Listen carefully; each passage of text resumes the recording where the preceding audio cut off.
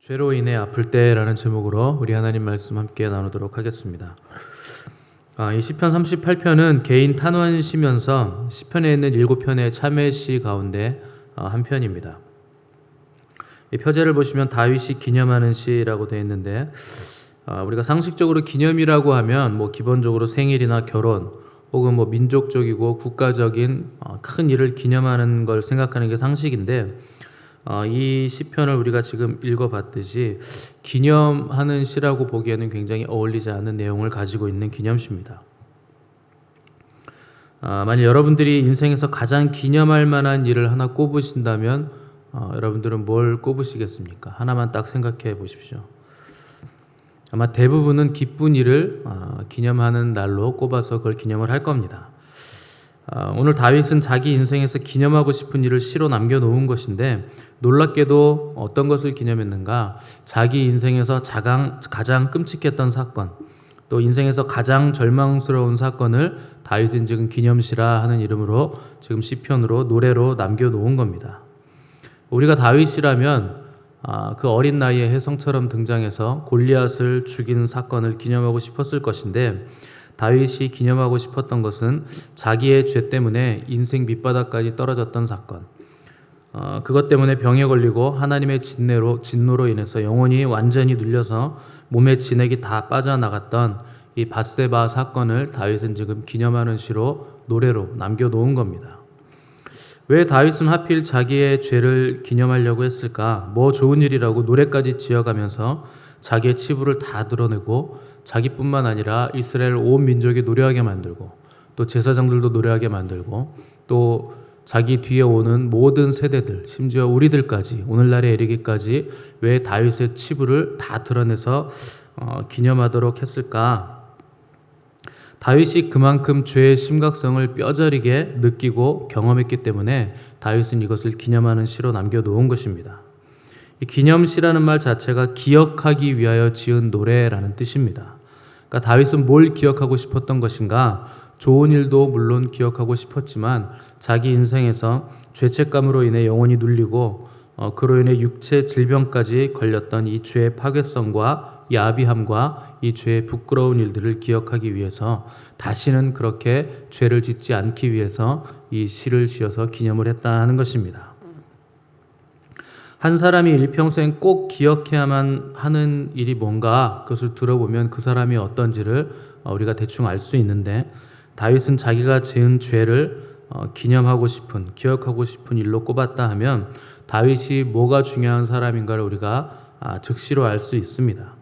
다윗은 하나님과의 관계를 가장 중요하게 여겼기 때문에 그분과의 관계를 파괴하는 자기의 죄를 평생도록 기억하고 싶었다 하는 것입니다. 이 다윗이 하나님과의 단절을 경험했던 사건이 얼마나 깊은 상처로 남아 있었는가 하는 것을 1절에서 4절까지 읽어보시면 이 죄의 무게가 얼마나 무겁고 심각한 것인지 우리가 잘 알 수가 있습니다. 1절 4절 제가 읽겠습니다. 여호와여, 주의 노하심으로 나를 책망하지 마시고 주의 분노하심으로 나를 징계하지 마소서. 주의 화살이 나를 찌르고 주의 손이 나를 심히 누르시나이다. 주의 진노로 말미암아 내 살에 성한 곳이 없사오며 나의 죄로 말미암아 내 뼈에 평안함이 없나이다. 내 죄악이 내 머리에 넘쳐서 무거운 짐 같으니 내가 감당할 수 없나이다. 네 절만 딱 읽어도 다윗이 이 죄 때문에 얼마나 괴로워하고 있는지 잘 나타나 있는데 이 죄의 무게 때문에 철저하게 짓눌린 상태에 있었던 다윗은 영과 혼과 육을 고통스럽게 만들고 있는 지금 삼중고에 지금 지쳐서 시달리고 있는 상태였습니다. 일단 육체적으로는 질병에 시달려 있었고 또 영적으로는 죄책감에 짓눌렸고 정신적으로는 대적들의 적대감에 시달리는 삼중고를 겪고 있었는데 이 다윗이 가장 고통스러웠던 것은 영적인 문제였습니다. 이 죄가 하나님과 자기를 단절시킨 것 때문에 다윗은 가장 고통스러움을 느꼈다 하는 것입니다. 이 죄가 우리에게 주는 가장 무서운 고통이 바로 이 하나님과의 단절입니다. 우리 주님도 십자가에 달리셨을 때 다윗과 같이 삼중고를 밀도 있게 겪으셨는데 육체적으로는 금속 갈고리가 달린 채찍에 맞으셔서 뼈가 다 드러나도록 살덩이가 다 떨어져 나가는 고통을 겪으셨고 또 그 상태에서 십자가를 운반하며 쓰러지기를 반복하시다가 마침내 골고다 언덕에서 손과 발에 못이 박히셨습니다. 십자가에 달려 있을 때는 21번 쉴 때마다 몸 전체로 감당할 수 없는 고통이 이 세포 하나하나까지 전달되는 육체적인 고통을 당하셨습니다. 또 정신적으로는 유대인들의 거부와 비웃음, 또 로마 병사들의 조롱을 받으시면서 고통을 당하셨습니다. 근데 가장 힘들었던 것은 영적인 고통이었는데 하나님과의 영적인 교통이 완전하게 끊어지는 모진 고통을 당하신 것입니다. 영원 전부터 한 번도 끊어진 적이 없었던 성부 하나님과의 깊은 연합이 십자가 위에서 모든 인류의 죄로 말미암아서 완전히 끊어짐으로 주님의 고통은 극에 달했던 것입니다. 그때 우리 주님은 절망의 상황에서 하나님의 이름을 부르시며 나의 하나님, 나의 하나님, 어찌하여 나를 버리셨습니까? 이렇게 절규하셨습니다. 오늘 본문 보시면 다윗도 이 하나님과의 관계가 끊어진 고통스러운 상황에서 여호와의 이름을 간절히 부르면서 이 시를 시작했습니다. 왜 여호와의 이름을 부르는가? 할 수 있는 게 그것밖에 없기 때문에 그런 것입니다. 여러분, 고통이 너무나 극심하면 우리가 할 수 있는 것은 하나님의 이름을 부르는 것밖에 다른 것이 없는 것입니다. 우리가 영혼육이 삼중고로 고통을 받을 때는 사람이 판단력이 흐려지고 또 상황을 파악할 수 있는 능력이 현저하게 떨어지기 마련입니다. 그래서 몸도 아프고 정신적인 고통을 받을 때 신앙을 저버리고 싶은 생각도 들고 또 다 포기하고 싶은 생각이 들기도 할 것입니다. 그때 우리가 할 수 있는 최선의 방법은 무엇인가? 하나님의 이름을 부르는 것입니다. 간절히 그분의 도우심을 구하는 것입니다. 왜냐하면 그것밖에 할 수 있는 일이 남아있지 않기 때문에 그런 것입니다. 다윗은 아마 할 수만 있다면 이 괴로움의 상태에서 죄를 짓기 전에 상태로 되돌아가고 싶었을 것입니다. 창세기 3장을 보시면 에덴 동산에 있던 아담과 하와가 뱀의 유혹에 빠져서 선악과를 따먹는 장면이 나오는데 아담과 하와는 선악과를 따먹는다는 것이 어떤 것이며 또 어떤 결과를 가져올지 전혀 알지 못하는 상태에서 따먹었습니다.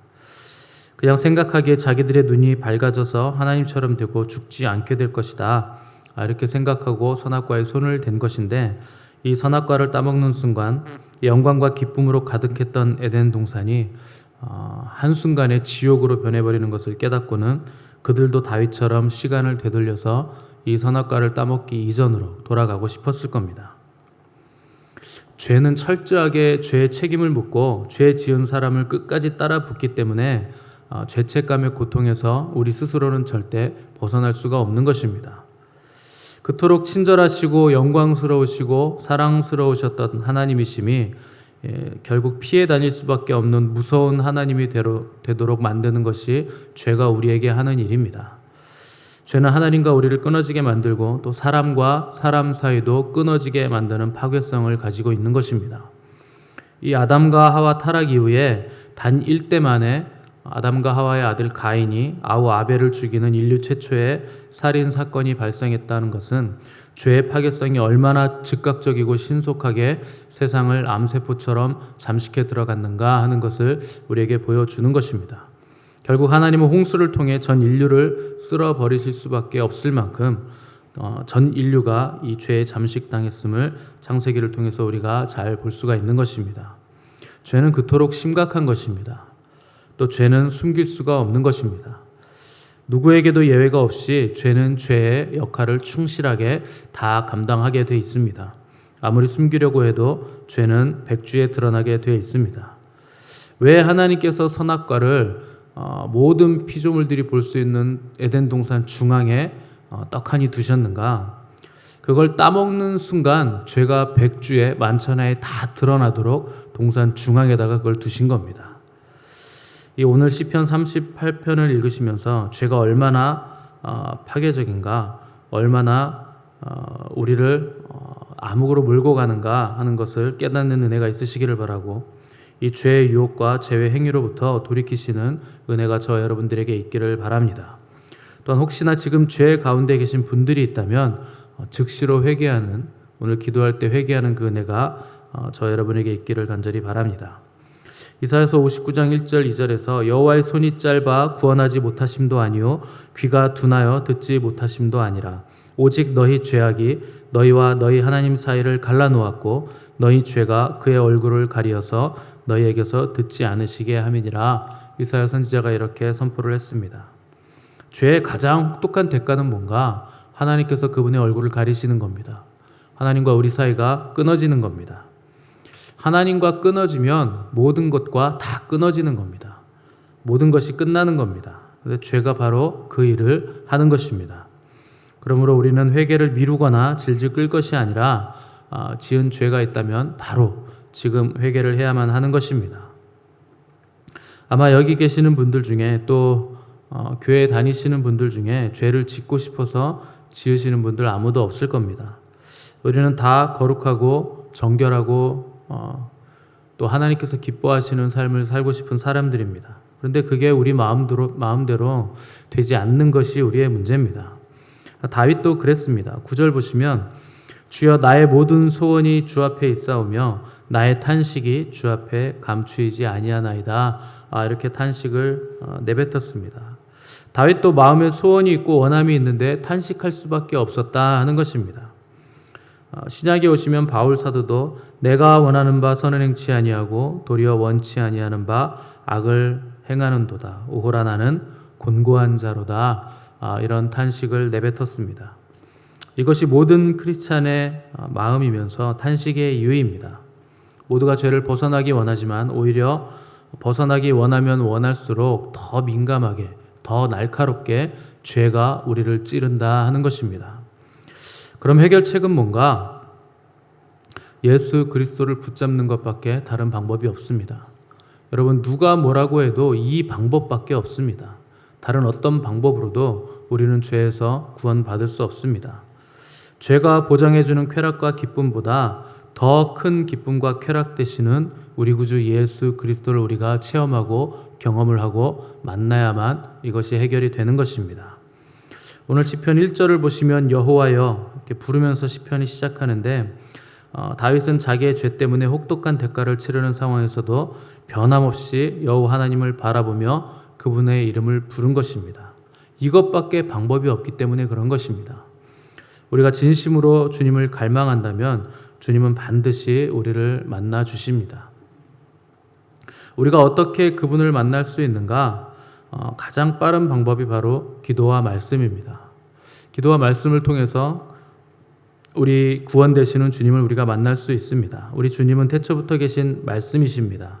우리가 말씀을 듣고 읽고 기록하고 묵상하는 과정을 통해 우리는 말씀이신 주님의 음성을 항상 들을 수가 있는 것입니다. 또한 주님의 이름을 간절히 부르며 기도할 때 우리는 주님을 만날 수가 있게 되는 것입니다. 기도는 하나님 앞에서 겸손하게 무릎 꿇고 그분께 아뢰며 그분의 음성을 듣는 것입니다. 우리가 매일 새벽 예배 나오는 이유가 뭔가? 매일 기도하지 않고는 우리의 욕심과 교만, 또 날마다 삶 가운데 일어나는 유혹과 이 엄청난 죄의 유혹에서 절대 승리할 수가 없기 때문에 우리가 날마다 주님 보좌 앞으로 나아가는 것입니다.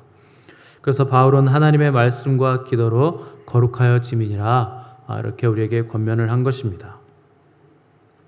우리 예수님께서도 제자들에게 말씀 전하는 사명을 부여하심과 동시에 친히 기도의 모형을 제시하시면서 또 공생애를 사실 때 기도하시는 모습을 제자들에게 보이시며 잘 가르쳐 주셨습니다. 그래서 초대교회 사도들도 우리는 오로지 기도하는 일과 말씀 전하는 일에 힘쓰리라 이렇게 선포를 한 것입니다. 그것이 초대교회 믿음의 선배들의 신앙 고백이요 확고함으로 서 있던 자리였습니다. 저 여러분이 말씀과 기도라는 확고한 믿음의 기반에 서 있으시기를 간절히 바랍니다. 기반이 확고해야 우리의 구원도 확고해지는 것입니다. 다윗은 우리가 상상할 수 없을 만큼 극악한 죄를 지은 사람이었지만 그는 포기하거나 자폭하지 않고 자기를 구원해 주실 하나님에 대한 확고한 믿음으로 여호와의 이름을 부르며 간절히 그분의 도우심을 구했습니다. 21절과 22절 보시면 여호와여 나를 버리지 마소서 나의 하나님이여 나를 멀리하지 마소서 속히 나를 도우소서 주 나의 구원이시여 이렇게 하나님의 구원을 부르짖으며 시편을 끝내는 것을 볼 수가 있습니다. 다윗은 탄식 속에서 자기의 마음을 다 하나님께 아뢰고 또 자기의 소원도 숨김없이 아뢰고 하나님이 자기의 모든 문제를 해결하실 수 있는 유일하신 분이심을 믿었던 사람입니다. 많은 사람들이 문제가 생겼을 때 자기가 할 수 있는 인간적인 방법들을 다 해보고 마지막에 가서야 기도의 자리로 나오는 것을 우리가 알 수 있습니다. 왜 그런가? 왜 먼저 기도하지 않고 결국 마지막에 가서야 손 들고 주 앞에 오는가? 기도하면서도 의심을 품고 있기 때문에 그런 것입니다. 정말 기도한다고 이 문제가 해결될까? 이런 생각을 하고 있다 하는 것입니다. 이것에 대해서 야고보는 우리가 하나님의 도움을 받지 못하는 이유에 대해서 첫 번째, 기도하지 않기 때문이고, 두 번째, 잘못 기도하기 때문이고, 세 번째, 두 마음을 품고 기도하고 있기 때문이라고 정확하게 지적을 했습니다. 우리가 하나님 앞에 기도할 때는 있는 그대로 즉시로 순수하고 정직하게 하나님 앞에 나와 무릎 꿇고 기도를 해야만 되는 것입니다. 왜냐하면 그분이 우리의 아버지이시기 때문에 그렇습니다. 하나님은 절대 자녀의 요청을 외면하시는 분이 아니십니다. 예수님도 하나님이 우리의 아버지라고 말씀하시면서 악한 자도 자기 자식을 돌볼 줄 아는데 하물며 좋으신 하나님이 자녀들의 신음에 응답하지 않으시겠느냐 이렇게 말씀하셨습니다. 그러므로 우리가 해결해야 될 문제들을 가지고 반드시 하나님께 먼저 나아가셔야 되고 특별히 죄의 문제들은 하나님 아버지께 정직하게 가지고 나아가야 됩니다. 죄는 지지부진하게 품고 있다가 가만히 놔두면 걷잡을 수 없이 번져나가기 때문에 즉시로 하나님 앞에 나가서 해결을 해야 됩니다. 5절을 보시면 내 상처가 썩어 악취가 나오니 내가 우매한 까닭이로소이다. 다윗이 이렇게 기록했는데 여기서 상처라고 말하는 것은 죄로 인한 상처를 말하는 겁니다. 죄는 썩어서 악취가 난다 하는 겁니다. 만약 여러분 방에 여러분이 자는 침실에 돼지가 돌아다니면서 똥을 싸고 점점 돼지 우리로 변해가면 여러분 어떡하시겠습니까? 미루면서 뭐 나중에 치우지, 며칠 있다 치우지 이렇게 하실 분들이 계실까요? 여러분 영혼은 우리가 기거하는 방과 같은 겁니다. 성령님이 계시는 방과 같은 겁니다. 근데 거기에 죄를 지으면 돼지가 거기서 사는 것과 같은 효과가 일어나는 겁니다. 악취가 나고 더러워지고 점점 돼지우리로 변해가게 되어 있습니다. 근데 그것을 놔두면서 나중에 치우지 이렇게 미루는 사람은 없을 겁니다.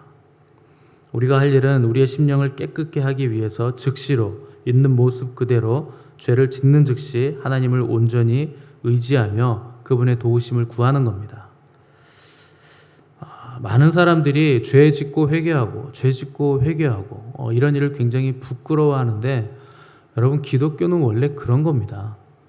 죄를 짓고 하나님 앞에 나가서 회개하고 죄를 짓고 하나님 앞에 나가서 회개하는 게 정상적인 겁니다. 그래서 하나님이 제사라는 걸 주신 겁니다. 죄 지었으면 제사 드려라. 죄 지었으면 제사 드려라. 뭡니까? 죄 짓고 회개하고 죄 짓고 회개하고 이게 정상적인 겁니다. 세상 사람들은 기독교인들이 죄 짓고 회개하고 이런 걸 반복하는 걸 보면서 참 쉽게 산다. 그렇게 죄가 해결되니까 좋겠다. 근데 난 안 믿어진다. 이렇게 얘기를 하는데 여러분 그게 믿음입니다. 우리가 죄를 반복해서 짓는 것이 물론 부끄러운 일이지만 반복해서 회개하는 것은 절대 부끄러운 일이 아니라 하나님을 신실하게 믿고 있다는 믿음의 반증인 겁니다.